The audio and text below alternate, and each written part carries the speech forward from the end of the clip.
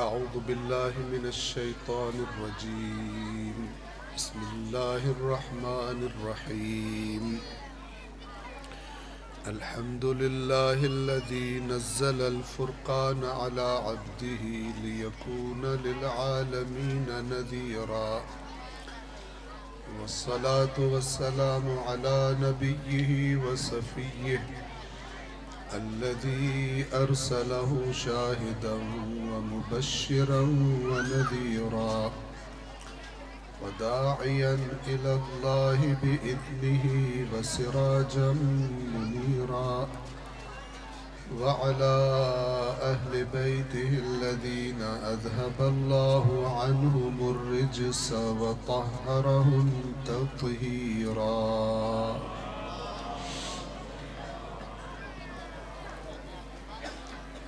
أما بعد، فقد قال الله تعالى في القرآن الحكيم وهو أصدق القائلين: أعوذ بالله من الشيطان الرجيم. بسم الله الرحمن الرحيم. تلك أمة قد خلت لها ما كسبت ولكم ما كسبتم ولا تسألون عما كانوا يعملون. صدق الله العلي العظيم. صلوات پڑھیں محمد والے.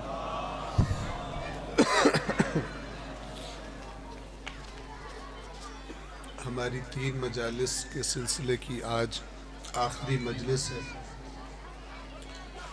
اور اس میں ہم اللہ کی توفیق سے کوشش کریں گے کہ اپنی گفتگو کو اور موضوع کو تمام کیا جائے اور مکمل کیا جائے. پہلی 2 مجالس میں جو باتیں ہم نے آپ کی خدمت میں عرض کی اس آیت سے مربوط، ان کا خلاصہ یہ ہے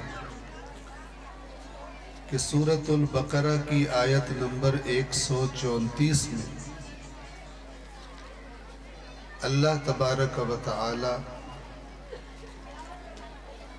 قرآن کے نازل ہونے کے زمانے میں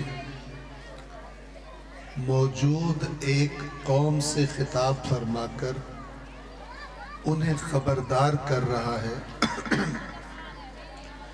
کہ تم اللہ کے بزرگوار بندوں کو ماننے کا دعویٰ کرتے ہو، ان کے ساتھ خود کو منسوب کرتے ہو، اور وہ ہستیاں بھی کوئی معمولی نہیں ہیں. ابراہیم ہیں، اسماعیل ہیں، اسحاق ہیں، یعقوب ہیں.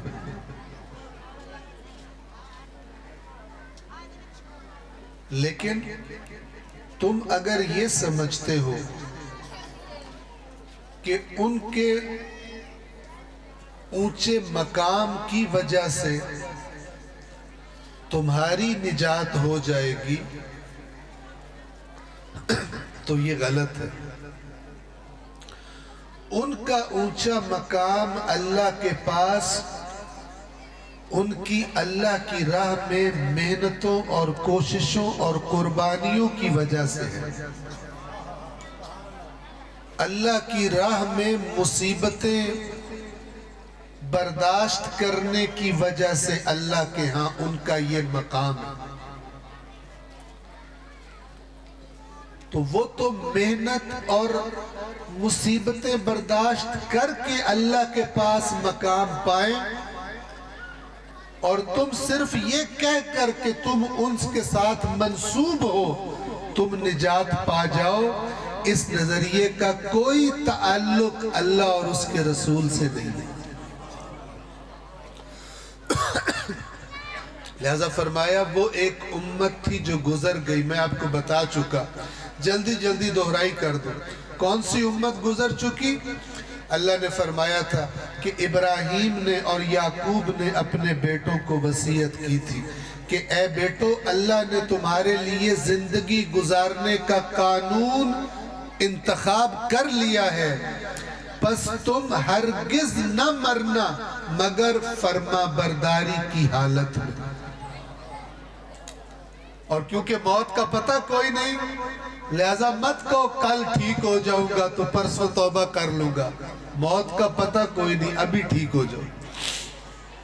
وہ کارٹون والی مثال بھی میں نے دی تھی، آج گناہ کر لواں اتو ٹرین لگ جاوے موت پہ، ٹھیک ہے نا؟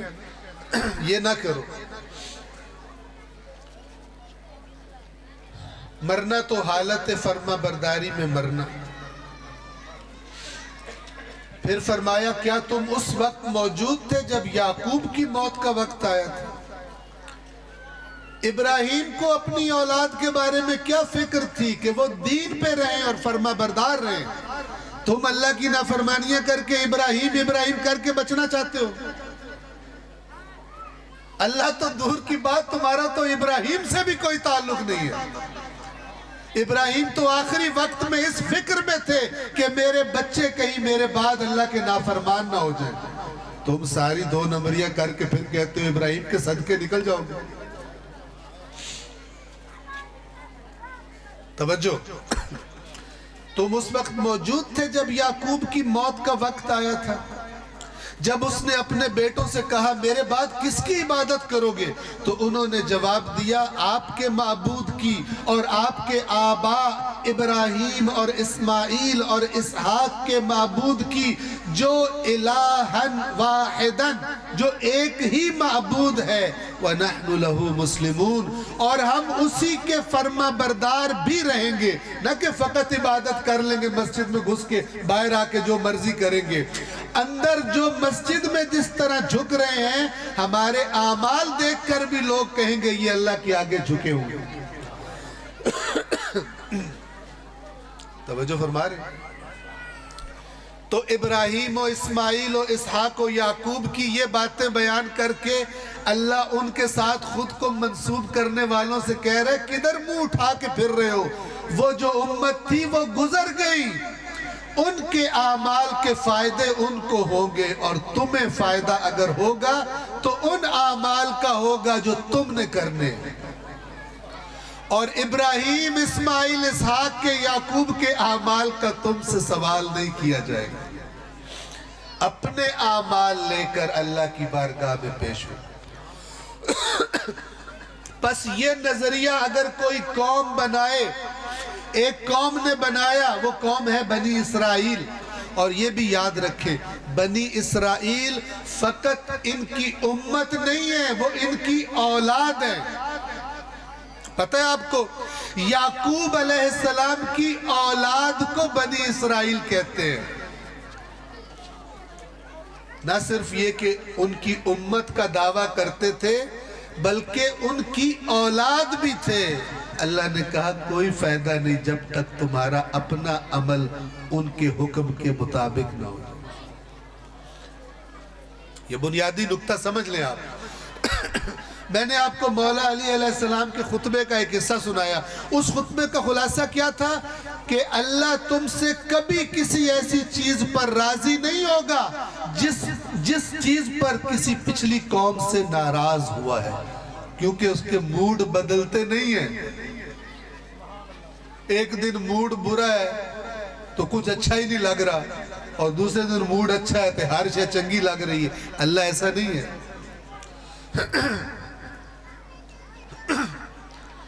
اور اللہ تم سے کبھی کسی ایسی چیز پہ ناراض نہیں ہوگا جس چیز پر تم سے پہلوں پر راضی ہو چکا ہے۔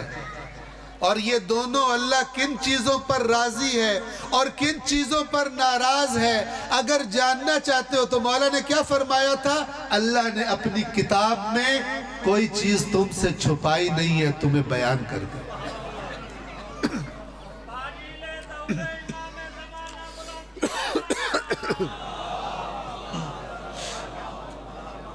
اب توجہ کریں، اگر کوئی یہودی کہے کہ میں عمل نہ بھی صحیح کروں، ابراہیم کے مقام کے صدقے ان شانوں والوں نے، ابراہیم کے بڑے شان ہیں، انہوں نے مجھے پکڑ کے لے کے نکل جانا ہے، تو یہ ٹھیک عقیدہ ہے یا غلط ہے؟ اور اگر کوئی یہی بات آج اپنے آخری نبی کے بارے میں کرے کہ ساڑھے عمل نامی چنگے ہوئے تے سانو سونے مدینے آلے کالی کملی آلے ہاتھ پھاد کے نکل جانے. یہ ٹھیک ہے یہ غلط ہے؟ اللہ کی رضا اور اللہ کی ناراضگی کا معیار تبدیل. یہ جو اللہ قرآن میں یہودیوں کی غلط بات کا ذکر فرما رہا ہے یہ کس لیے فرما رہا ہے کہ وہ کریں تو بڑے گندے ہیں, تسی کر لو تو کوئی نہیں, تسی مدینے والے دی امت یا سنی کر لو مرتے کوئی نہیں مسئلہ, شیعہ لوڈے لاڈے اللہ دے یا بریلوی لوڈے لاڈے ہیں یا دیوبندی لوڈے لاڈے. اہل حدیث اللہ کا لوڈا کون ہے؟ ان اکرمکم عند اللہ اتقاکم, اللہ کے نزدیک مقام اور احترام اس کا زیادہ ہے جس کا تقوی زیادہ ہے. توجہ فرما رہے ہیں؟ اللہ نے اپنا معیار بتا دیا. اور مثالیں ایک دو سن لیں. یہ پہلا سپارہ ہے قرآن کا, پہلا سپارہ ہے. اسی میں ایک جگہ پہ اللہ دو بڑی قومیں جو اللہ کے آخری رسول کے زمانے میں موجود تھی, ایک یہود ایک نصارہ. اصل میں یہ دونوں بنی اسرائیل ہیں, لیکن جب حضرت عیسیٰ آئے جو ان پر ایمان لے آئے وہ نصارہ کہلائے, باقی یہودی کے یہودی رہے ہیں. یہ سارے بنی اسرائیل, چونکہ اللہ فرماتا ہے ہم نے عیسیٰ کو بنی اسرائیل کی طرف رسول بنا کے بھیجا تھا. وَإِذْ قَالَ عِيسَى ابْنُ مَرْيَمْ يَا بَنِي اسرائیل, جب مریم کے بیٹے عیسیٰ نے کہا اے بنی اسرائیل انی رسول اللہ الیکم, میں تمہاری طرف اللہ کا رسول ہوں. بنی اسرائیل سے کہا. یہ دونوں قومیں, ان دونوں میں اپنے نبیوں کے بعد گمراہیاں پیدا ہوئی. ایک بڑی گمراہی جس کا قرآن ذکر کرتا ہے اسی پہلے سپارے میں, اور ایک مرتبہ بھی نہیں, کم سے کم 2 مرتبہ. ان میں کیا عقیدہ تھا؟ یہودی کہتے تھے, ابھی آیت بھی پڑھ کے سناتا ہوں آپ کو. یہود کہتے تھے جنت میں سوائے یہودیوں کے دوسرا کوئی نہیں بڑھ سکتا. توجہ فرما رہے ہیں؟ اور مسیحی کہتے تھے یہودی تو ایک ٹکے کے نہیں ہیں, ان کے ہاتھ پلے تو شے ہی کوئی نہیں, جنت بنی ہے عیسائیوں کے لیے. یہودی کہتے تھے واہ واہ واہ واہ, ان کے ہاتھ پلے شے کوئی نہیں, ٹکا کوئی نہیں, جنت ان کے لیے بنی. دونوں کا یہی عقیدہ تھا کہ جائیں گے تو ہم جائیں گے اور دوسرا کوئی نہیں جائے گا. آج کل ماشاءاللہ مسلمانہ دے ہر فرقے دا یہ عقیدہ. جب اللہ ان پہ نہیں راضی تو تم سے کہاں سے راضی ہو جائے گا؟ یہ بنا اس لیے کہ قرآن کو چھوڑ دیا اور جو لمبی لمبی چھوڑتے تھے ان کے پیچھے چل پڑے, جو سبز باغ دکھاتے ہیں, دانا پھینکتے ہیں کہ ٹوکرے کے نیچے آ جاؤ. آپ کو پتہ نہیں ہے, اس امت کو پتہ ہی نہیں ہے کہ اللہ کی کتاب کو چھوڑ کر کتنی بڑی خطا کا شکار ہو گئی.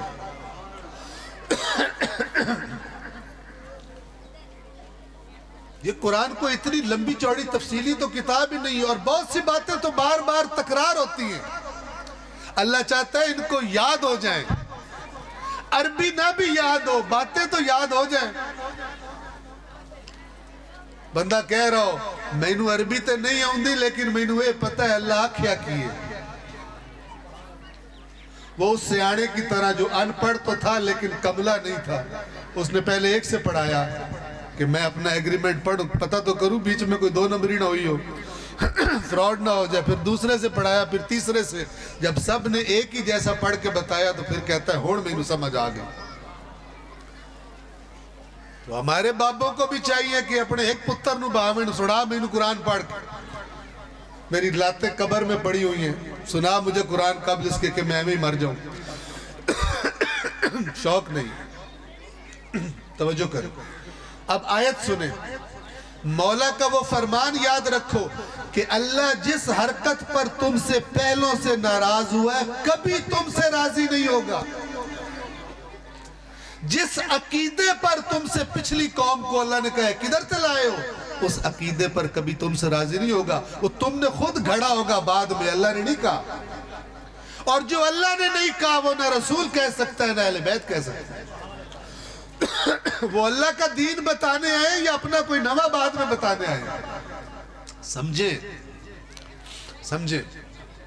تو کیا کہتے تھے یہودی سنیں, وَقَالُوا, اور کہتے ہیں, اور دیکھیں قرآن کتنا صاف ہے, کتنا کلیئر ہے اور آسان ہے. بے ایمان ہے جو کہتے ہیں مشکل ہے. سنیں, وَقَالُوا, اور یہ لوگ کہتے ہیں لَن يَدْخُلَ الْجَنَّةِ, ہرگز جنت میں داخل نہیں ہو سکتا مگر کون؟ إِلَّا مَنْ كَانَ هُودًا, مگر وہ جو یہودی ہو. اے یہودی آندھن, عیسائی کی آندھن, او نصارہ, وہ آندھن نہیں, جنت میں ہرگز کوئی نہیں جا سکتا مگر وہ جو عیسائی ہو. یہ دونوں کا یہ عقیدہ ہے. اللہ کا جواب قرآن میں, تِلْكَ أَمَانِيُّهُمْ, اے رسول یہ ان کی اپنی گھڑی ہوئی آرزویں ہیں جو اب ان کے عقیدے بن گئے. اور میں تو شاید پچھلے سال سنایا ہوئے کہ ایک بندہ جو تھا وہ بے وقوف سا تھا, تو اس کو گلی کے بچے تنگ کر رہے تھے. بندہ خود ہی جھوٹ بولتا ہے, بات خود ہی سمجھتا ہے کہ پتہ نہیں صحیح نہ ہو, جب سارے ہی مان لیں, ٹھیک ہے نا. تو وہ اس کو بچے تنگ کر رہے تھے, اس کو سمجھ نہیں آ رہی تھی بچوں سے جان کیسے چھڑاؤں. تو اس نے کہا کہ مجھے تو بعد اس کا خیال آیا, اس کو ایک آئیڈیا آیا. اس نے کہا مینوں تسی بعد وچ بھی تنگ کر لینا, اے نال دی گلی جڑی ہے نا اوتھے حلوہ بنتے پے. بچوں نے حلوے کا نام سنا, وہ اپنے گھروں میں گھسے, انہوں نے برتن لیے, بھاگ گئے. گلی خالی ہو گئی. جب ساری گلی ویران ہو گئی, ابھی شور مچا ہوا تھا, اس نے سوچا کہ کہیں واقعہ ہی نہ بانٹ رہے ہو. وہ بھی بانڈا لے کے گلی ناس گیا.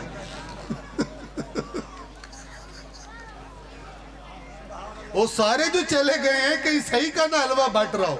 کئی عقیدے ایسے بھی بنتے ہیں. توجہ فرما رہے ہیں, توجہ کیجئے. کیا فرمایا؟ تِلْكَ أَمَانِيُّهُمْ, امانی کہتے ہیں بے بنیاد آرزوؤں کو. ایک دفعہ انسان آرزو کرتا ہے اچھی فصل لوں, تو محنت کرتا ہے یا نہیں کرتا؟ اور کوئی آرزو کرے میں پورے علاقے میں سب سے اچھی فصل لینی ہے, تو بسترے میں سے نکلے ہی کوئی نہ, تو بندے نے کہنا نا بے وقوف دا بچہ. آرزو دیکھو کون سی کر رہا ہے اور عمل دیکھو کون سا کر رہا ہے. تو اسے کہتے ہیں امانی. اللہ فرماتا ہے تِلْكَ أَمَانِيُّهُمْ, یہ ان کی بے بنیاد من گھڑت آرزویں ہیں. اور دوسری جگہ پہ بتاتا ہے یہ کہاں سے آئی ہیں, یہ ان کے دلوں میں انہوں نے ڈالی ہیں جو پیسے لے کر ان کا بیڑا غرق کرتے ہیں. یہ بھی اسی پہلے سپارے میں لکھا ہوا ہے. اپنے ہاتھ سے بات لکھ کر کہتے ہیں رکھو میرے سر تے قرآن, اللہ پاک فرمیندن, تے اللہ پاک نو ایسی گل فرمائی کوئی نہیں ہوتی. تے قوم کیوں من جاندی ہے؟ کیونکہ اللہ پاک دے فرمان نو جم کے قوم ویکھیا ہی کوئی نہیں ہوندہ بھی اللہ کی فرمایا تے کی نہیں فرمایا. نعرہ تکبیر, نعرہ رسالت, نعرہ حیدری, نعرہ تلوار. جو بندہ تقریر میں زیادہ قسمیں اٹھائے نا, سمجھ لو جھوٹ بول رہا ہے. کیونکہ اللہ نے زیادہ قسمیں اٹھانا منافقوں کی قرآن میں نشانی بتائی. وہ اندر سے کانا ہوتا ہے نا, پھر قسم کھاتا ہے تاکہ پریشر ڈالے کہ بات میری مان لو. زیادہ قسمیں کھا. تِلْكَ أَمَانِيُّهُمْ, یہ ان کی بے بنیاد آرزویں ہیں. پھر اللہ اپنے نبی کو حکم دیتا ہے, قُل, ان سے کہیے, ہاتو برہانکم ان کنتم صادقین, محکم دلیل لا کر دکھاؤ اگر سچے ہو. کہاں تورات میں, کہاں موسیٰ نے کہا ہے کہ یہودیوں کے سوا کوئی نہیں جائے گا, کہاں عیسیٰ نے کہا ہے نصارہ کے سوا کوئی نہیں جائے گا. پھر اللہ تعالیٰ فرماتا ہے میں بتاتا ہوں جنت میں کون جائے گا. تو پھر اللہ سے سن لو اور جان لو کہ یہ اللہ کا کلام، یہی بات رسول کی بھی ہے، یہی مولا علی کی بھی ہے، یہی 5 کی ہے، یہی 12 کی ہے، یہی 14 کی بات ہے، اس کے خلاف کوئی بات نہیں ہے۔ تو اللہ فرماتا ہے بلا، غلط کہہ رہے ہیں اے رسول، ایسی کوئی بات نہیں کی نہ موسیٰ نے نہ عیسیٰ نے۔ میں بتاتا ہوں جنت میں کون جائے گا۔ بلا من اسلم وجہہ للہ، جس نے اپنے چہرے کو اللہ کے سامنے جھکا دیا۔ یہ اسلم وہی اسلام ہے، یہ فعل ماضی ہے اس کا مصدر اسلام ہوتا ہے اور اس کا اسم فاعل ہوتا ہے مسلم۔ فلا تموتن الا وانتم مسلمون۔ توجہ فرما رہے ہیں، ان الدین عند اللہ الاسلام۔ اسلام کیا ہے؟ تسلیم، اللہ کو جھک جانا، سرکشی چھوڑ دینا، فرما برداری کی عادت ڈال لینا۔ تو اللہ کہہ رہے نام شام یہودی نصرانی فلان کچھ نہیں، جو اللہ کے آگے تسلیم ہو گیا۔ یہ ہے قرآن میں جنت میں جانے کا راستہ، ٹھیک ہے نا؟ من اسلم وجہہ للہ، جس نے اللہ کے آگے اپنے چہرے کو جھکا دیا، کیونکہ چہرہ نمائندہ ہوتا ہے پورے وجود کا۔ من اسلم وجہہ للہ، اور صرف یہ نہیں کہ ظاہری طور پہ جھکا دے، وَهُوَ مُحْسِنٌ، اور اس کے اعمال بھی اچھے ہو جائیں، اس کا عمل ثبوت دے۔ یہ دیکھو اللہ معیار بتا رہا ہے، نام نہیں بتا رہا، صفت بتا رہا ہے جنت میں جانے والے کی۔ جو بھی اللہ کے آگے تسلیم ہو گیا، وَهُوَ مُحْسِنٌ، اور اس کے اعمال اچھے ہو گئے، فَلَهُ أَجْرُهُ عِنْدَ رَبِّهِ، اس کا اجر اس کے رب کے پاس محفوظ ہے۔ وَلَا خَوْفٌ عَلَيْهِمْ، اور انہیں کوئی خوف نہیں ہوگا، وَلَا هُمْ يَحْزَنُونَ، اور نہ انہیں کوئی غم ہوگا۔ صلوات پڑھیں محمد و آل محمد۔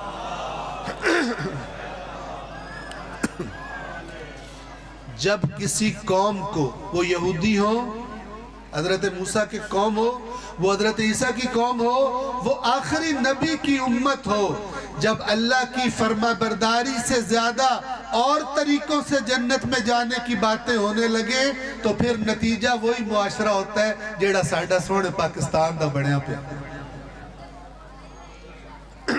اللہ کی اطاعت کے علاوہ جنت میں جانے کے دوسرے راستے، ٹھیک ہے نا؟ یہ آپ کو میں، کیونکہ کل پرسوں آپ نے ماشاءاللہ ووٹ ڈالنے ہیں، اور نئے بندے چننے ہیں جو 4 سال لتر ماریں گے ہمیں۔ ساڑھی قوم دی عادت ہے، ایک بندے تو تھک جاندے نا، تو نہیں لتر مارنے، تو بڑا گندہ ہے، ہون کوئی نوا بندہ سم لے کے ہونا، او سانو لتر مارے، ہے کہ نہیں؟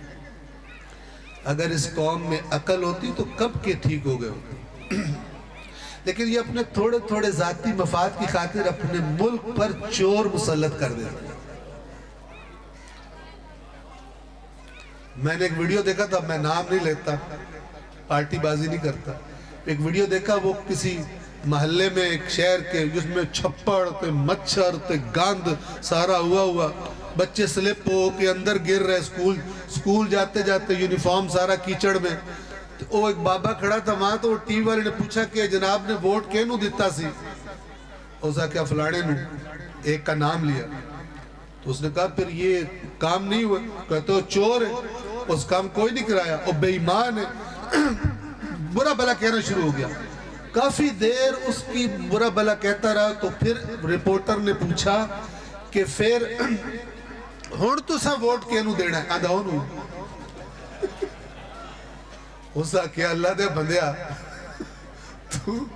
تو ہون تا پہ آدھا چور ہے؟ آدھا میں پھر کہہ رہے ہیں چور ہے، تو پھر ووٹ؟ آدھا ووٹ ہوں نہیں دینا۔ اے ساڑھی قوم دی حالت، سوال ہی پیدا نہیں ہوتا، ٹھیک ہے نا؟ وہ غالب نے کہا تھا دیکھیے پاتے ہیں عشاق بتوں سے کیا فیض، बुता चु कुछ मिलता है? नहीं मिलता ना। लेकिन ब्राह्मण ने कहा इस साल बुतों ने आपको बड़ी बड़ी नेमतें देनी है, बड़ियां थोड़ियां हाजत रवाइयां होनियां, इस साल बुत बड़े खुश हैं। देखिए पाते हैं उस शाक बुतों से क्या फैज। एक ब्राह्मण ने कहा है कि ये साल अच्छा है। बुतों का नुमाइंदा ठीक है ना, बुतों के नुमाइंदे ने कहा है कि इस साल जो है ना बुत तुम्हें बड़ा रजा देंगे। ठीक है ना। तो सुने मैं एक दो रिवायतें आपको सुनाता हूँ। ये मेरे उसमें एजेंडे में थी नहीं, लेकिन ये पढ़ी तो मैंने कहा यही दिन है इनको बताने के। सलवात पढ़े मोहम्मद वाले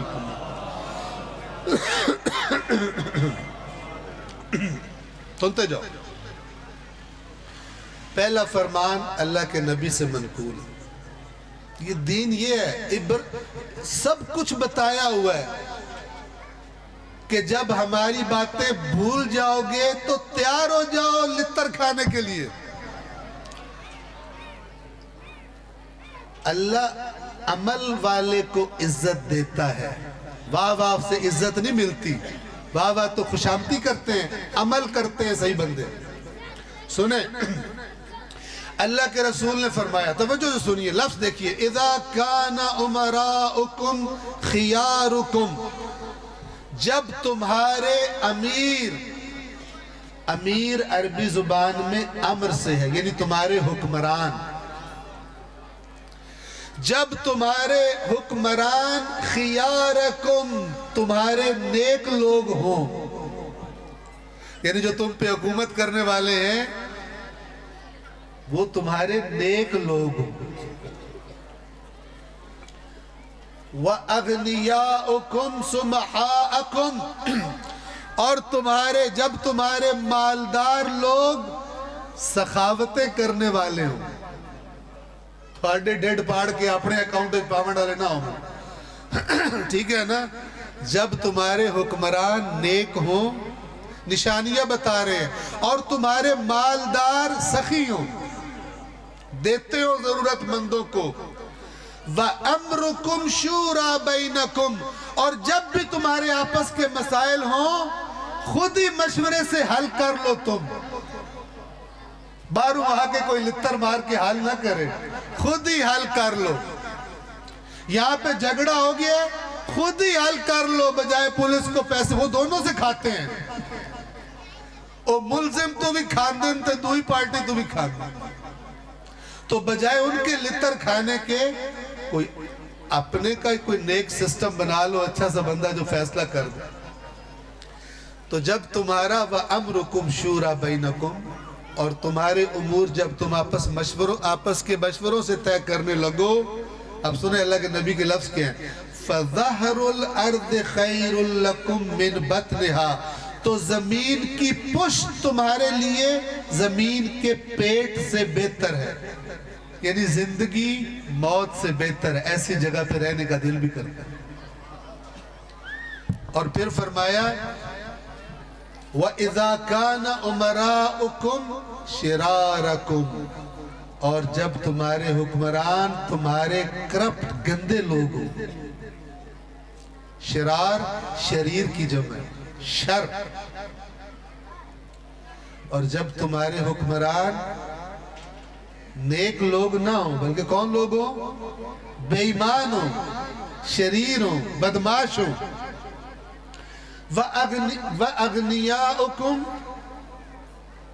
बुखलाअकुम, और जब तुम्हारे मालदार लोग बखील लोग हों, जेब बिचू चीज ही कोई नहीं निकलती होगी। ठीक है ना। व उमूरुकुम इला निसाइकुम, और तुम अपने उमूर अपने आपस के मशवरों की जगह अपनी बेगमात से पूछ के आओ, बेगमें चलाती हो तुम्हें।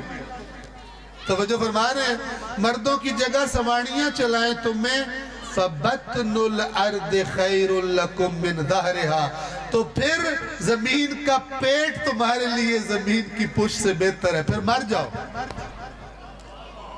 इस जिंदगी से مر جانا بہتر ہے. اگلی سنیں, توجہ فرمائیں, ایک اور ہے بس, صلوات پڑھیں محمد و آل محمد.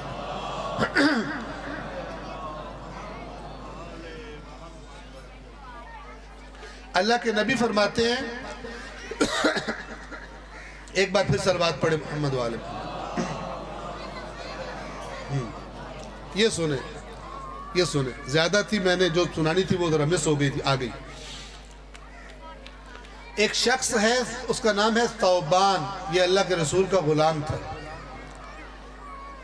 یہ نقل کرتا ہے کہ اللہ کے نبی نے فرمایا, یوشک, ایسے لگ رہا ہے آج کے بارے میں کہا تھا, چاہے ملکی حالات ہو چاہے عالمی حالات ہو مسلمانوں کے, جو اسرائیل ہماری چھترول کر رہا ہے وہ, یا چاہے جو ملک کے اندر چھترول ہو رہی ہے وہ, بات ایک ہی ہے. سنیں, یوشک الامم, یوشک, اللہ کے نبی نے فرمایا نزدیک ہے کہ دوسری قومیں تداعا علیکم تداعی الاکلت علی قصعتها, قریب ہے کہ دوسری قومیں اس طرح تم پہ چڑھ دوڑیں گی جیسے جانور درندہ اپنے شکار پہ چڑھ دوڑیں.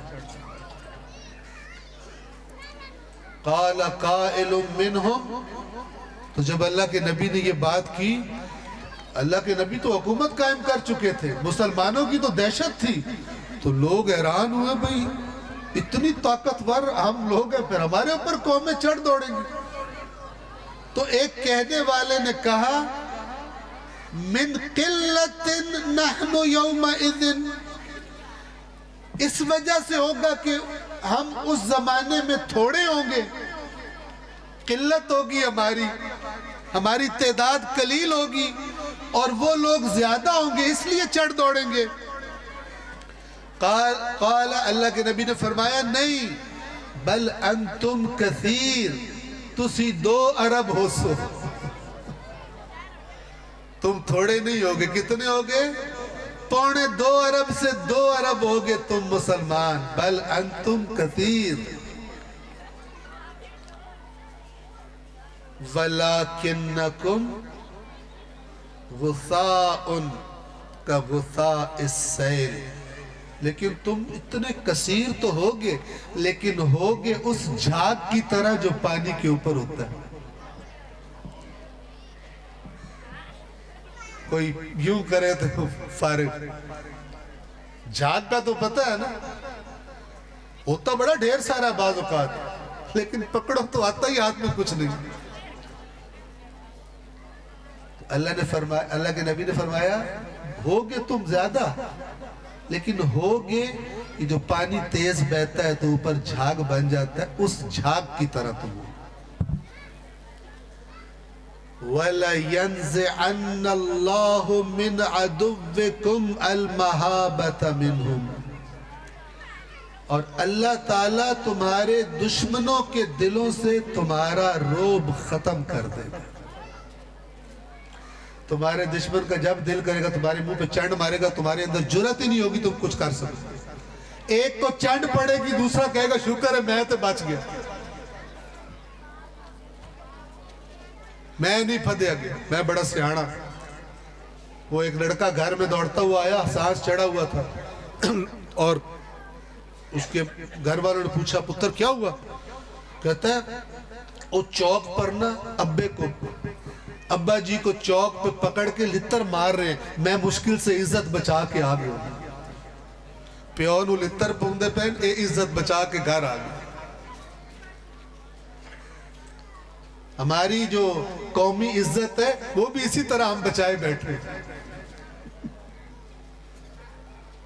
کئیوں کو لتر پڑ رہے, شکر ہے ساڑھی عزت بچ کی گھر اسی آ گیا. ایسے ہی ہے نا, ایسے ہی ہے. قوموں کی ذلت اللہ تعالیٰ کبھی تبدیل کرتا ہی نہیں ہے جب تک کہ وہ خود ذلیل ہونے پر راضی رہتے ہیں. تو اللہ نے فرمایا, اللہ کے نبی نے فرمایا, تم جھاگ کی طرح ہوگے. تمہارا روب تمہارے دشمنوں کے دلوں سے اللہ نکالے. کب نکلتا ہے روب؟ جب دشمن کو پتا ہو کہ یہ مریل نے کچھ کرنا ہی نہیں.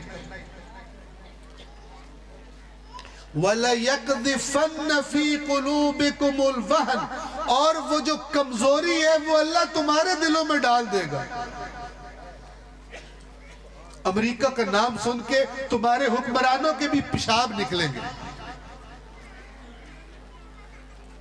اور ان کا جو غصہ امریکہ پہ نہیں اترے گا وہ تمہارے اوپر اتاریں گے۔ یہ میرا فرمان ہے، رسول کا فرمان ہے۔ توجہ فرما رہے ہیں؟ وہ ایک چودھری آئی نا، چودھری، اس نے ایک نوکر رکھا ہوا تھا، تو جب بھی چودھری کی لڑائی کسی ایسے بندے پہ ہوتی تھی جو آگے سے وہ بھی تگڑا ہوتا تھا، تو وہ باہر نکل کے نا نوکر کو منہ پہ رکھ کے چپیڑ مارتا تھا۔ تو نوکر آندھے چودھری صاحب میرا کی قصور ہے؟ آندھا تینوں رکھیا ایسے واسطے، اونوں مارا تو اس اگو میں نو مارنا ہے، لہذا تینوں میں تنخواہ ایسے کام نہیں دینا کہ جلے میں نو غصہ آوے تینوں لتر مارا۔ توجہ فرما رہے ہیں؟ میں پاکستان کی بات نہیں کر رہا۔ قال قائل یا رسول اللہ وما الوہن، ایک کہنے والے نے کہا یا رسول اللہ جو آپ کہہ رہے ہیں ہمارے دلوں میں وہن ڈال دے گا اللہ، یہ وہن کیا ہے؟ دو چیز ساری خرابیوں کی جڑ۔ اللہ کے نبی نے فرمایا یہ وہن حب الدنیا و کراہیت الموت، دنیا کی تم چاہت میں گرفتار ہوگے اور موت تمہیں بری لگے گی۔ اور آگے میں اضافہ کر رہا ہوں، لیکن جب تم سنو گے شہزادہ قاسم نے کہا تھا موت شہد سے میٹھی ہے تو کہو گے واہ واہ واہ، لیکن خود موت سے ڈرو گے چتووں کی طرح تم۔ توجہ فرما رہے ہیں؟ یہ میرا اضافہ ہے۔ ہوتا ہے کہ نہیں کہ جب امام نے فرمایا بیٹا موت آپ کو کیسی لگتی ہے تو انہوں نے جواب دیا کیا ہم حق پہ نہیں ہیں؟ امام نے فرمایا ہم حق پر ہے۔ فرمایا پھر احلا من العسل، شہد سے زیادہ موت میٹھی ہے۔ ٹھیک ہے، اس بات پر خوش ہونا اور ہے کہ اپنے آپ نو ٹیسٹ کرنا ہو رہے کہ اپنے آپ نو موت کیسی لگ دی۔ توبہ توبہ، 2 دفعہ کوئی موت کا نام لے کہتے ہیں چپ منوس، موت موت کردہ پیا۔ توجہ فرما رہے ہیں؟ ہم موت کے ذکر کو منحوست سمجھتے ہیں، جبکہ ائمہ نے کہا ہے موت کا ذکر کرنا مستحب ہے، موت کو یاد رکھنا اللہ کی نافرمانیوں سے روکتا ہے۔ اسی آندھے موت نہ نہ لو منوسا ہو۔ توجہ فرما، ہماری آئیڈیالوجی، ہماری باتیں اور ہیں اور ہمارے ذہنوں میں تصویر اور ہے۔ ہماری آئیڈیالوجی قرآن اور اہل بیت کی آئیڈیالوجی نہیں ہے، دنیا داروں کی آئیڈیالوجی ہے، لیکن ہم ان کا نام لیتے ہیں تاکہ ہماری نجات ہو جائے، اور جب تک دنیا میں ہے ہماری مرادیں ملتی رہیں۔ ان کی دی ہوئی تربیت سے ہم کوسوں دور ہیں۔ ورنہ امام حسین نے کیا جب اس نے کہا تھا خبیث نے کہ یا بیعت کرو یا مرنے کے لیے تیار ہو جاؤ، تو میرے امام نے جو جملہ تاریخ میں لکھا گیا ہے، امام نے فرمایا الا ان الدعی ابن الدعی، آگاہ ہو جاؤ۔ ایک کیا ترجمہ کروں اس کا؟ دعی ایک بے نام و نشان اور بے نام و نشان کی اولاد میں، جس کا اصلہ بھی نہیں پتا، جس کی نسل بھی نہیں پتا کس کا پتر ہے۔ یہ کیوں کہا تھا؟ اس لیے کہ یہ جو ابن زیاد تھا نا، عبید اللہ ابن زیاد، اس کا باپ تھا زیاد، زیاد کے باپ کا پتہ ہی کوئی نہیں تھا، تو اس کو کہا جاتا تھا زیاد ابن ابی ہے۔ کہتے ہیں نا، اس کا ترجمہ اردو میں ہوگا زیاد اپنے پیو دا، پیو کون ہے سانو کوئی نہیں پتا۔ تو امام نے فرمایا اس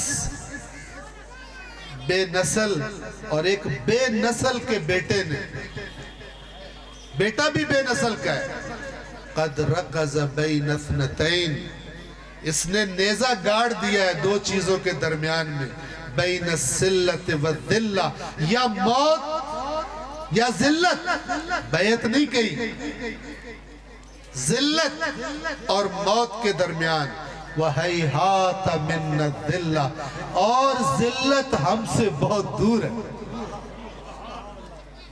یہ ہیہات من الذلہ یہاں سے نکلا اس فرمان سے، وَہیہات من الذلہ، ذلت ہم سے دور ہے۔ کوئی قوم اس کا اگر 10% بھی زیادہ ہے، 5% بھی وہ بھی زیادہ ہے، اس سے کم بھی اگر امام حسین کے اس جملے پر اعتقاد پیدا کر لیں تو وہ تھوڑے سے افراد بھی، یعنی اس کروڑوں 25-26 کروڑ تو ہو گئے، بڑھ بڑھ کے ماشاءاللہ پھول رہے ہیں، تو ان کا 5% بھی ہو، 5% بہت لوگ ہیں، 2.5% بھی ہو، لیکن ہو ہیہات من الذلہ والا، تو دنیا کی کوئی طاقت پاکستان کی تقدیر کو بدلنے سے روک نہیں سکتی۔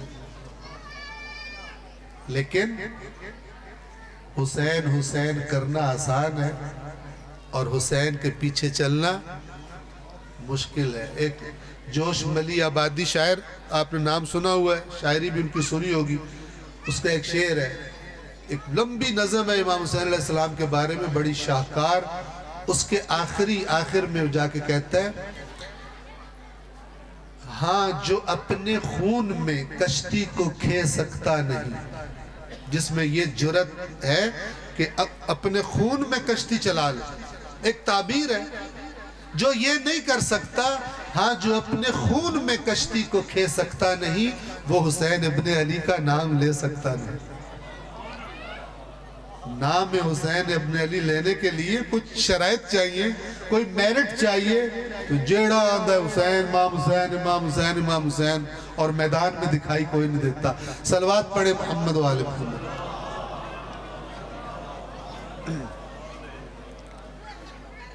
ان کا ذکر صرف ثواب لینے کے لیے نہیں ہے، ان کا ذکر آج کے لیے رہنمائی لینے کے لیے۔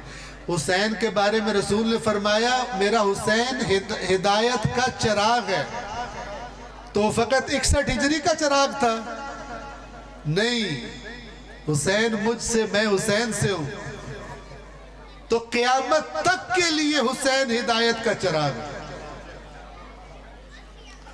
لیکن کچھ لوگوں کو وہ والی ہدایت چاہیے ہی نہیں، ان کو میٹھی میٹھی ہدایت چاہیے، ٹھیک ہے نا، جس سے محنت نہ کرنی پڑے، مشقت برداشت نہ کرنی پڑے، حاجات بھی پوری ہوں اور شفاعت کرا کے جنت میں داخل بھی۔ یہ والا امام حسین سنایا جائے تو بڑا پسند آتا ہے، لیکن حکم دینے والا حسین سنایا جائے تو مزہ۔ ایک صلوات پڑھے پھر محمد والے۔ آپ دیکھیں اللہ کے نبی نے کتنا سچ فرمایا کہ تم ہوگے تو کثیر لیکن ہوگے جھاگ کی طرح۔ کتنے مسلمان ہیں آج دنیا میں، تیل کے کنویں، ایٹم بم، اور وہ اتنا سا اسرائیل ہم سب کی عزت سے کھیل رہا ہے فلسطین میں، کسی کی جرت نہیں ہے اس کو روکی۔ اگر اس کو ذلت نہیں کہتے تو پھر دنیا میں ذلت بنی کوئی نہیں۔ توجہ فرما رہے ہیں؟ اگر یہ ذلت نہیں ہے تو پھر اس دنیا میں ذلت ہے ہی کوئی نہیں، جو اسرائیل فلسطینیوں کے ساتھ کر رہا ہے۔ اور مسلمان سو رہے۔ اللہ تبارک و تعالی ہمیں، یہ تب تک ہماری حالت صحیح نہیں ہوگی جب تک، دیکھیں سب سے پہلا سٹیپ ہوتا ہے آگاہی، کہ میرا منہ جدھر لگا ہوا ہے منزل ادھر ہی ہے یا کہیں اور ہے۔ اگر یہ پتہ ہی نہ چلے تو آپ پہاڑ چڑھ جاؤ، آپ چھلانگے لگاؤ، ساری طاقت غلط جگہ پہ لگا رہے ہو، سارا ٹائم غلط سائیڈ پہ لگا رہے ہو۔ لہذا سب سے پہلا قدم ہے رخ سیدھا کرنا، اور رخ سیدھا ہوتا ہے اس رہنمائی سے جو اللہ کے کلام سے اور اللہ کے کلام کے مطابق اہل بیت کے فرامین سے ملتی ہے۔ اور ہم میں سے اکثر کو ان چیزوں کو پڑھنے کا کوئی شوق نہیں ہے، نہ ہی کوئی ماحول ہے۔ اسی تے آنے حدیث قصہ ہر ٹائم پڑھو کیونکہ آخر چوندہ ہے ہر غم دور، ہر تمنا پوری۔ حدیث قصہ کے اینڈ کی وجہ سے زیادہ پیاری لگتی ہے، ورنہ باقی دعائیں کیوں نہیں پڑھتے پھر؟ تو وجہ فرما رہے ہیں حدیث قصہ ضرور پڑھیں، کوئی اب یہ نہ کہے لو جی اڑوں بھی نہ پڑھیے، یہ نہیں کہہ رہا میں، ضرور پڑھو، لیکن جو باقی حدیثیں ہیں وہ کس نے پڑھنی ہے؟ جو آیات قرآن ہے وہ کس نے پڑھنی ہے؟ میں اپنی بات تمام کروں ایک مولا کے فرمان کے ساتھ۔ مولا علی کا فرمان آپ کو سنانے لگا۔ یہ ان 3 مجالس کا سمجھ لے کہ نا گفٹ، ہدیہ اگر کوئی ساتھ لے کر جائے۔ یہ جو آپ کو حدیث سنانے لگا ہوں، اس میں جو مولا نے بات فرمائی ہے، یہ بات اللہ کے رسول نے، مولا علی نے اور ائمہ اطہار سبھی نے فرمائی ہے۔ 10 فرامین ہیں، 10، 1 2 3 4 نہیں، 10۔ میں آپ کو ایک نمونہ بتا رہا ہوں۔ یہ 10 فرامین فقط ایک نقطے پر ہماری توجہ دلوا رہے ہیں، ایک نقطے پر، اور وہ نقطہ کیا ہے؟ وہ نقطہ یہ ہے، میں پہلے نچوڑ بیان کروں پھر مولا علی کا فرمان، سب فرامین کا نچوڑ بیان کروں پھر مولا علی کا فرمان باقاعدہ پورا بیان کروں گا اور آپ کی زحمت تمام کروں گا۔ ان فرامین کا ایک نقطہ ہے، پورا نچوڑ یہ ہے کہ کوئی بات ہمارے نام پر قبول مت کرنا اگر اسے اللہ کے قرآن کے خلاف پاؤ۔ کوئی حدیث قبول نہ کرنا جب اسے اللہ کے کلام کے خلاف پاؤ۔ اگر تھوڑی سی گہرائی سے آپ سوچیں نا تو آپ کو سمجھ آئے گا کہ قرآن ہم سے کیوں چھینا گیا ہے، قرآن پڑھنے کا رواج ہمارے معاشرے میں کیوں نہیں ہے، یعنی سمجھ کے پڑھنے کا، تاکہ نہ ان کو پتا ہوگا اندر کیا ہے، نہ یہ گونگلو کی طرح سنتے رہیں گے، بولیں گے کوئی نہیں۔ گونگلو کا تو پتا ہے آپ کو؟ جی ملتان میں بھی گونگلو ہی ہوتا ہے جی، شلجم جی، تو وہاں پہ جو ہمارے یہاں جو بالکل بونگو ہو نا اسے کہتے ہیں گونگلو ہے، ٹھیک ہے نا، بولتا نہیں ہے۔ تو ہمیں ہماری زندگیوں سے قرآن سمجھ کے پڑھنے کو نکال دیا گیا تاکہ ہم بندے سے گونگلو بن جائیں۔ تے جیڑا جتنی لمبی چھاڑ دے وے ممبر تے بہ کے اسی اتنی زور دا نعرہ ماری، گونگلوؤں کا نعرہ، دین سمجھنے والوں کا نعرہ نہیں۔ وہ نعرہ مارتے ہیں جب نعرہ مارنے کی صحیح جگہ ہو۔ توجہ فرما رہے ہیں؟ فرمایا کوئی حدیث مت قبول کرنا جب تک یہ نہ دیکھو کہ قرآن کے خلاف تو نہیں۔ یہ حدیثیں ہم سے کیا کہہ رہی ہیں؟ جو میں کہہ رہا ہوں 10 ہیں، کسی کو چاہیے ہو تو مجھ سے لے لے، ٹھیک ہے؟ گھاٹی امید ہے کسی کو چاہیے ہوگی۔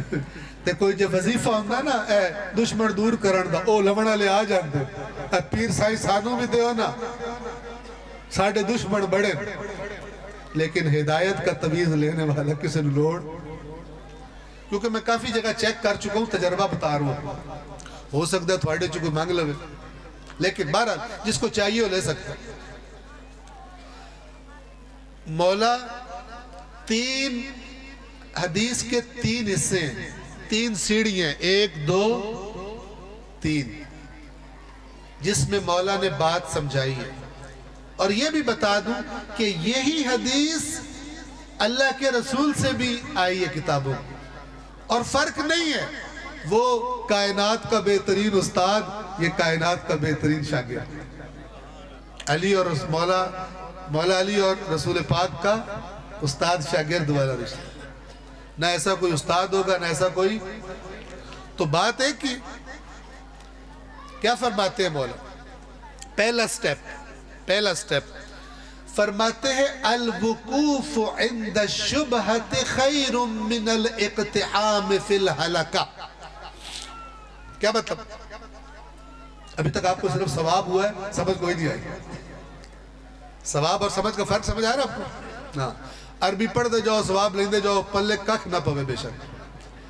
اب سن، اور اگر میں سر میں پڑھتا تو آپ کو سواد بھی آتا اور ثواب بھی ہوتا، لیکن میری سور ایڈی ہے کوئی نہیں. شبہے کے مقام پر رک جانا ہلاکت میں جا پڑنے سے بہتر. ٹھیک ہے نا؟ اپنی پنجابی میں کہوں، جس سوراخ کا نہ پتا ہو کہ وچ ساپ ہے یا نہیں، ادھر انگلی ڈالنے سے بہتر ہے بندہ انگل باہر ہی رکھے. شبہے میں انگلی دینے سے بہتر ہے بندہ باہر ہی رکھے، اور نہ یہ کہ ڈال دے اور ڈسا جائے. اگر وہاں پر انگلی ڈالنی ہے تو پہلے اچھی طرح چیک کر لو کہ اندر کوئی سانپ بچھو تو. یہ ہر انسان کی عقل کہتی ہے، یہ عقلی قاعدہ ہے. بے وقوف ہوتے ہیں جو ایویں اپنے آپ کو نقصان کرا لیتے. تو شبہے کے وقت الوقوف رک جانا خیرن بہتر ہے. خیرن کا مطلب پتہ ہے نا؟ لیلۃ القدر خیرن من الف شہر، بہتر ہے 1000 مہینوں سے، وہ خیرن ہے. الوقوف عند الشبہۃ خیر من الاقتحام. اقتحام ہوتا ہے دھڑام سے جا پڑنا اندر. کس میں جا پڑنا؟ فی الحلقہ، ہلاکت میں. اس سے بہتر ہے رک جاؤ. یہ پہلا سٹیپ، فارمولا، عقلی فارمولا. اب اس فارمولے کو میرے مولا اپلائی کر رہے ہیں کس پر؟ حدیث کے معاملے پر. حدیث پر کہ جب تمہارے سامنے کوئی حدیث آئے تو کیا کرو؟ سٹیپ نمبر 2، فارمولے کی اپلیکیشن. ٹھیک ہے، کیا فرما رہے ہیں؟ وَتَرْكُكَ رِوَایَةً لَمْ تَرْوِهِ خَيْرٌ مِّن رِوَایَتِكَ حَدِيثًا لَمْ تُحْصِهِ. مولا فرما رہے ہیں، یہ پہلی بات اگر سمجھ آ گئی تو سن، اس فارمولے کو یہاں اپلائی کر. تیرا ایک روایت کو ترک کر دینا، آگے بیان نہ کرنا، یہ بہتر ہے ایک ایسی حدیث کے بیان کر دینے سے جس کا تو نے پوری طرح چھان بین نہیں کی کہ یہ صحیح ہے یا صحیح نہیں. اگر ثواب کا ڈھیر شوقین ہے تو پہلے چھان بین کر. انیوانو آگے چلا دے، فارورڈ کر دے، گروپ میں فارورڈ کر دی، پتہ سو رہا ہی کوئی نہ کہ حدیث ہے بھی یہ کسے کوڑے دا کوڑ. تو مولا فرما رہے ہیں ترکو کا، تیرا ترک کر دینا روایتاً، ایک روایت کا. کیسے ترک کرنا؟ لم تروی، کہ تو اس کو روایت نہ کرے. خیرن، یہ بہتر ہے من روایت کا حدیث لم تحصہی، تیرے اس ایک حدیث کو روایت کر دینے سے جس کا تو نے احاطہ نہیں کیا، چھان بین نہیں کی اور ایویں ہی آگے کر دیا. 2 سٹیپ ہو گئے. تیسرا سٹیپ، تیسرے سٹیپ میں مولا نے کیا بتایا؟ گویا کہ مولا سے کوئی سوال کرے، مولا کیسے پتہ کریں حدیث کو، کیسے چیک کریں؟ اصل بات مولا آپ جو کہہ رہے ہیں کہ جو جس حدیث کی چھان بین نہ کرے اسے روایت نہ کرنا بہتر ہے. پھر آپ ہی بتائیں کہ کیسے چھان بین کریں تاکہ حدیث کو آگے بیان کر سکے. کیسے کریں ہم؟ تو مولا اس کا فارمولہ بتا رہے ہیں اور کن زبردست الفاظ میں بتا رہے ہیں، سنیں. فرماتے ہیں ان علی کل حق حقیقتاً، ان یقیناً ہر حق کے اوپر ایک حقیقت ہوتی ہے. کیا مطلب؟ کہ تمہارے سامنے کچھ آئے، تم اسے حق سمجھ رہے ہو، اس کے اوپر جو حقیقت ہے اس سے میچ کرو. حق تو حق کے ساتھ میچنگ ہوگا نا. اتنے بھی وہ چٹا ہوئے تے کالا ہوئے, وہ ساوا ہوئے تے رتا ہوئے, وہ کھٹا ہوئے تے مٹھا ہوئے, ایسے تو نہیں ہوگا نا. ان علی کل, یہ فارمولا دے رہے ہیں, ان علی کل, اس کو کرتا کوئی نہیں ہے. یہ مولا آپ ہی آپ کے چلے گئے, پچھو کرنا کسے کوئی نہیں. ان علی کل حق حقیقتا, یقیناً ہر حق کے اوپر ایک حقیقت ہوتی ہے. نہ سمجھ میں آئے تو مولا نے پھر الفاظ تبدیل کیے تاکہ بات اور واضح ہو جائے. فرمایا وَإِنَّ عَلَى كُلِّ صَوَابٍ نُورًا, اور ہر درست بات پر ایک نور ہوتا ہے. یعنی تمہیں کوئی کہے یہ بات درست ہے, وہ نور جلا کر دیکھو تاکہ پتہ چلے درست ہے بھی یا درست. اے نوے حیدر نقوی آکھے میں اتنے سال کم پڑھیا, میں قرآن دی 100 چاندہ, میں گل پہ کرنا, ہو سکتا کوڑ ماردہ پہ ہو. بندے دی گارنٹی تو کوئی نہیں ہوتی. توجہ فرما رہے. تو مولا نے فرمایا ان علی کل حق حقیقتا وعلی کل ثواب, یہ ثواب 3 نقطوں والا نہیں ہے, اجر والا. یہ ثواب ہے درست بات, صحیح بات. ہر صحیح بات پر نوراً, کیا ہوتا ہے, ایک نور ہوتا ہے. کیا مطلب؟ یعنی جب تمہارے سامنے بات رکھی جائے اور کہا جائے یہ صحیح بات ہے, وہ جو ٹارچ ہے, وہ جو نور ہے, اسے جلائے بغیر مت کہنا صحیح ہے. وہ جب نور جلاؤ گے تو تمہیں بتا دے گا کہ یہ بات درست ہے یا بات درست نہیں. مولا کیا ہے وہ نور جو آپ فرما رہے ہیں ان علی کل حق حقیقتا وعلی کل صواب نورا. تو مولا ہمیں بتائیں بھی وہ نور کون سا ہے. تو مولا نے کیا فرمایا آخری جملہ اس حدیث کا, فما وافق کتاب اللہ فخذوہ, اس نور کا نام اللہ کی کتاب قرآن ہے. جس کو قرآن کے مطابق پاؤ اسے پکڑ لو.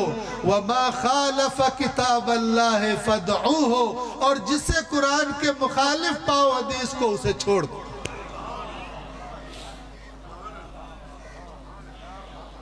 اور کتاب بھی آپ کو ایسی بتائی جیڑی ہر گھارج پئی ہوئی, کسی لائبریری جانے کی بھی ضرورت نہیں ہے. توجہ فرما رہے ہیں نا. اور کہیں کوئی بڑے بل پے کر کے تو کڑھانے کی بھی ضرورت نہیں ہے. پڑھنے سے پہلے اللہ نے کوئی بکرا ذبح کرنے کی شرط بھی دے رکھی, بے جیڑا قرآن کھولے پہلے بکرا ذبح کرے. توجہ فرما رہے ہیں. کتنا آسان ہے قرآن تک انسان کی دسترس, اور کتنا مشکل ہے قرآن پڑھنا ہمارے لیے. نزدیک ترین چیز ہماری زندگیوں کی دور ترین چیز بن گئی. یہ اس قوم کی بہت بڑی خطا ہے. پہلوں نے اہل بیت کے بارے میں خطا کی, اہل بیت پہ ظلم کیا, اور ہم لوگ قرآن پہ ظلم کر رہے ہیں. نہ انہوں نے اہل بیت پہ کیا, نہ ہم قرآن پہ کر رہے ہیں. سب نے اپنے آپ پہ ظلم کیا ہے, چونکہ جنہوں نے اہل بیت پہ ظلم کیے نتیجہ خود بھگتیں گے, اور جو قرآن سے دور رہ کے اس پہ ظلم کر رہے ہیں نتیجہ خود بھگتیں گے. قرآن اور اہل بیت وہ دونوں اللہ تعالیٰ کی طرف سے عظیم ترین ہیں اور عظیم ترین رہیں گے. صلوات پڑھ دے محمد والے.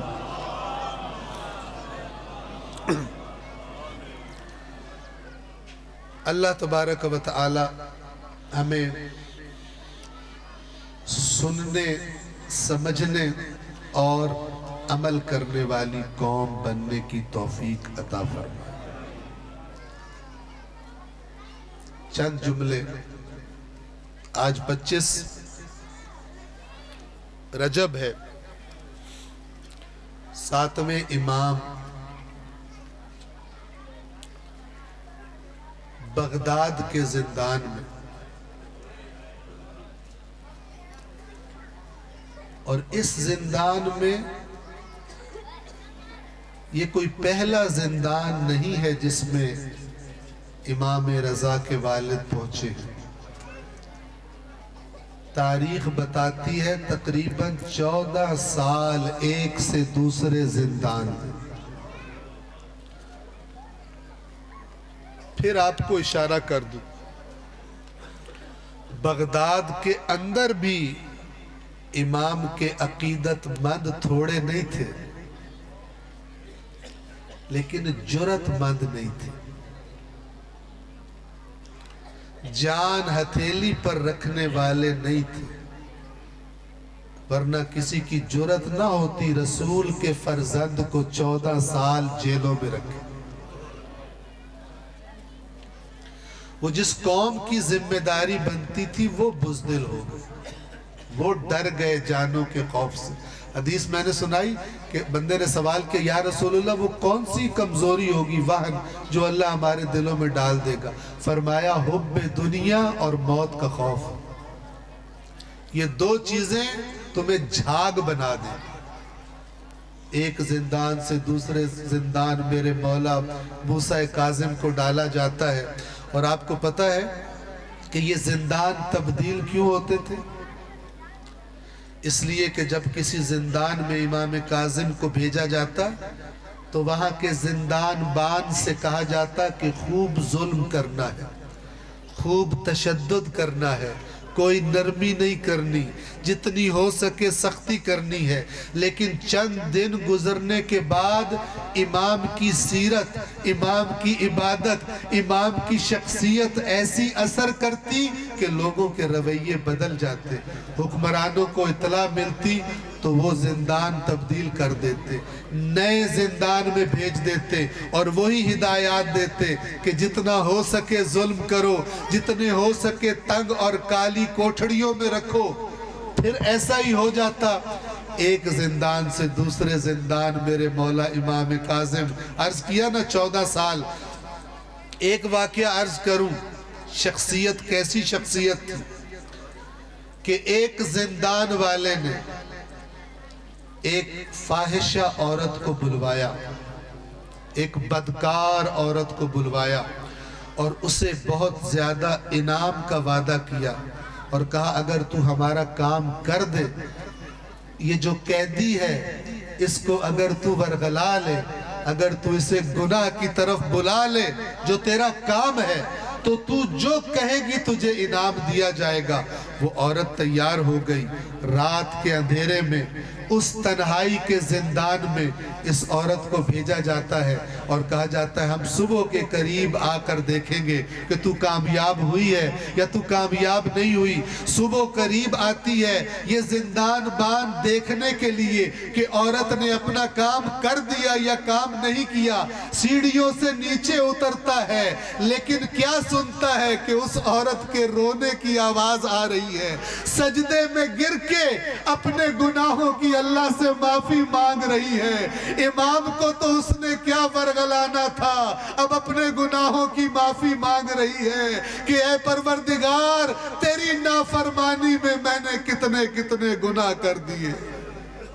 आप इमाम की ज़ियारत पढ़ते हैं, एक ज़ियारत के जुमले में कैफियत क्या हो गई थी इमाम की। ज़ियारत का ये जुमला बताता है हमारा सलाम हो उस कैदी पर कि जिसकी पिंडलियों का गोश्त जंजीरें खा गई।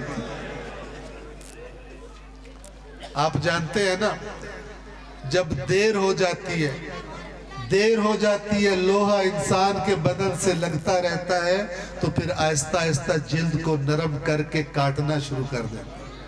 ये एक और जगह भी मिलता है, जब कैदी सादात का काफिला शाम में दाखिल हुआ था तो अल्लाह के रसूल के एक सहाबी इमाम सज्जाद को पहचान कर पास गए, सलाम किया। इमाम ने मजलूमियत से पूछा तू कौन है जो ताने देने वालों के शहर में मुझ गरीब को सलाम कर रहा है। اس نے اپنا تعارف کروایا، میں سہل ہوں، آپ کے جد کا غلام ہوں، اگر عالم غربت میں کوئی خدمت کر سکوں تو ضرور حکم کیجئے۔ تو امام نے ایک بات کہی تھی، اور وہ بات کیا تھی کہ اگر تیرے پاس کوئی کپڑا ہے تو یہ جو زنجیر میری گردن پر لگ رہی ہے، اس زنجیر اور میری گردن کے درمیان کوئی کپڑا رکھ دے، اس زنجیر نے مجھے بہت تکلیف دے رکھی ہے، سورج کی روشنی سے جب گرم ہوتی ہے تو اور زیادہ تکلیف بڑھ جاتی ہے۔ تو یہ سہل نقل کرتے ہیں کہ میں نے ایک ہاتھ میں کپڑا پکڑا، اور جب میں نے زنجیر کو اٹھانا چاہا تھا کہ کپڑا رکھ دوں تو سید سجاد کی گردن سے خون ابل پڑا تھا۔ سلام اس قیدی پر کہ جس کی پنڈلیوں کا گوشت زنجیریں کھا گئی تھی، اور سلام اس قیدی پر جس کی 10 سال کی بچی فاطمہ معصومہ 4 سال ہو گئے آخری دفعہ بابا کی زیارت کی تھی، وہ بغداد سے آنے والے ہر قافلے سے پوچھتی تھی کہ کوئی بغداد سے میرے قیدی بابا کی خبر لایا ہے، میرا قیدی بابا کس حال میں ہے۔ بس اسی بی بی سے ایک جملہ خطاب کر کے آپ کی زحمت کو تمام کروں، اے بی بی فاطمہ معصومہ، آپ کے بابا کی پنڈلیوں کا گوشت قید کی زنجیریں کھا گئی تھی، لیکن ایک اور بی بی بھی تھی جس کا نام سکینہ تھا، اس نے بھی اپنے بابا کو دیکھا شہادت کے بعد، فقط پنڈلیاں نہیں، اس کے بابا کے سارے بدن کی ہڈیاں پامال کر دی گئی۔ لعینوں نے اعلان کیا گھوڑوں کو تیار کیا جائے اور ان کربلا میں پڑے لاشوں کو پامال کر دیا جائے۔ الا لعنت اللہ علی القوم الظالمین وسیعلم الذین ظلموا ای منقلب ینقلبون۔ پروردگار بحق قرآن کریم اور بحق محمد و آل محمد ان 3 روزہ مجالس کو، اس ذکر کو، ان آیات کو، ان احادیث و فرامین کو اپنی بارگاہ میں قبول فرما۔ پروردگار ان کو ہم سب کی دنیا و آخرت کی بہتری کا سبب اور وسیلہ قرار دے، ان پر عمل کی توفیق عطا فرما۔ پروردگار جتنے مومنین ان مجالس عزا میں شریک ہوئے، اور بالخصوص بانیان محترم، پروردگار ان کے رزق حلال میں وسعت و برکت عطا فرما، ان کی مشکلات کو آسان فرما۔ پروردگار موجودین میں سے اگر کوئی مومن مومنہ بیمار ہے، شفاء کاملہ و عاجلہ عطا فرما۔ اگر کوئی اولاد کا تیری بارگاہ سے سوالی ہے، نیک اور صالح اولاد عطا فرما۔ پروردگار تو ہمارے حال کو ہم سے زیادہ بہتر جانتا ہے۔ پروردگار ہمارے ملک پر، اس قوم پر اپنی خاص رحمت فرما، ہماری بدحالی کو خوشحالی سے تبدیل فرما۔ پروردگار جو لوگ ہم پہ رحم نہیں کرتے، جو لوگ عوام کے بارے میں تجھ سے نہیں ڈرتے، پروردگار ان کو ہمارے سروں پر مسلط نہ فرما۔ پروردگار اس ملک کی بہتری کے لیے، اس ملک کی اصلاح کے لیے، پروردگار ہم سب کو اپنا اپنا کردار ادا کرنے کی توفیق عطا فرما۔ ہمارے مرحومین بالخصوص بانیان فرش عزا کے مرحومین کے درجات کو بلند فرما، ان کی بخشش اور مغفرت فرما۔ اور اے پروردگار اس فانی دنیا سے ہم سب نے جانا ہے، ہمارا خاتمہ، ہماری آخری سانس خیر پر اور ایمان پر فرما۔ اللہم صلی علی محمد و آل محمد۔